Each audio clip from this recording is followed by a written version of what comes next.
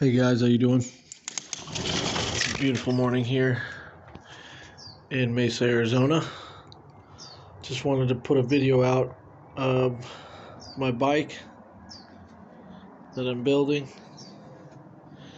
I should have put a video out a long time ago, but I've been taking a lot of tips and advice from different motorized bike pages, channels, and stuff. So a little bit of history on the bike. I rode this bike for about a year and a half, maybe 2 years, just as a pedal bike. I got all the mods for it, dropped it, Springer fork, these extra fork. There's supposed to be I guess fork tubes in the front, but nice billet ones. And I always had the plan to put the motor on, but just never got around to it. Finally now, I put the motor on. I've had the motor on for about 4 months, maybe 5 months, and it's been running great. I mean, I'm talking about hauling ass too. About 38 miles an hour I clocked at, and that's all stock. Now, mind you, I just added these upgrades yesterday. I just put the 32 tooth sprocket on the back. I'm having a little bit of trouble with this tensioner here. I had to relocate it. It was slightly over here when I had the 44 tooth. But the 44 tooth obviously is much bigger. So it came out to about here. And that's why the tensioner was a little further back here. Now you can see that with the 32,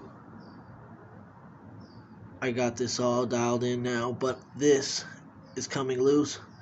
I think I'm gonna have to find some way to brace it here a little more, and that should be fine when I get that fixed. I'm running the NT right now. I actually have a billet head coming today, should be coming today, and a new racing carburetor.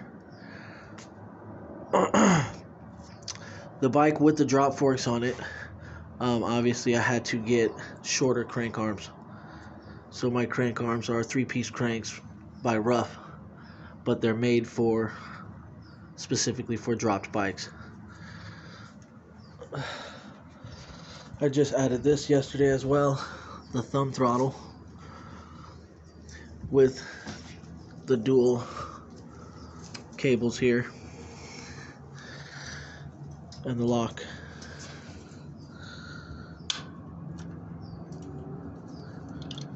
But I think I'm going to I actually have the clutch hooked up there now. I tried this just yesterday. I tried this just to test it out last night.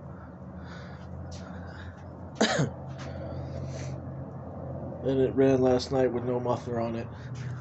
Loud, very loud. Now the muffler, let's talk about that since the bike is lowered and dropped. Obviously the stock muffler was like hitting the ground because it doesn't have much clearance. So I had to chop it in half, and all I did was chop the entire muffler in half. There's the baffle in there and stuff, and the top cap, as you'll know, comes off. So I took the top cap off and the baffle out, chopped the muffler in half, put it back on, and just kind of re-tack welded it on there. It's not perfect, but I needed something to fit so that it wouldn't hit the ground. So that worked for a little bit, but it did still touch sometimes. As you can see, there's a little angled there. It did scrape the ground quite a bit, but I went ahead and ordered an F2 for the back, so that's gonna look much nicer. I did get it on at one point. I had to take off the on my seat. I had a A nice brace that goes around the back from here. It's actually over here. This brace, I'm not sure exactly what the function is, but it was nice. It looked nice, and it went around the back, you know, hooked up there somehow, and it looked really good. I had to take that off to be able to fit this muffler.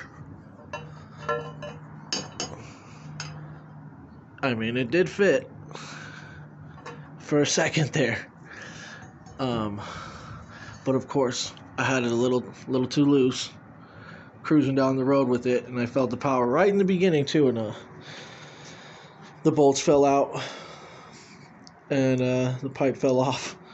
So today we're going to get this all dialed in. I'm also going to be running disc brake. I have this whole setup over here with the adapter. I'm not sure how good these are, but I'm going to go ahead and try to use this out. Try this out. See what happens. And these are just some cheap brakes I found. We'll see what happens with these as well.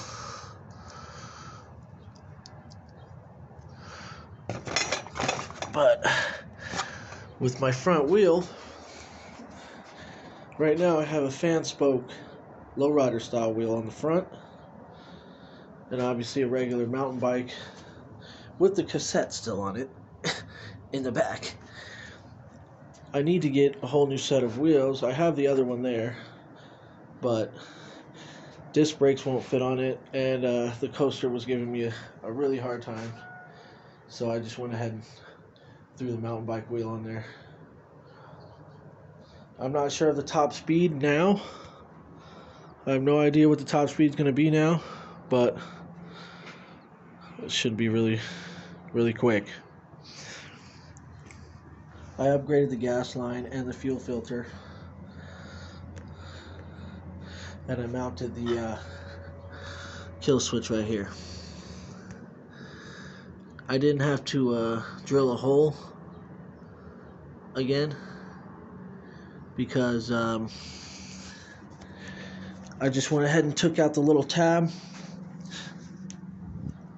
The little tab that comes on the inside of the grip. So now I can have my 3/4/6 grips on there. I just need to put the other side on. I'm going to switch the clutch back to this side. And when I do the disc brakes, I'm going to have the brakes on this side. But right now, man, it's coming along. So stay tuned for more videos of my bike coming soon. Alright, guys.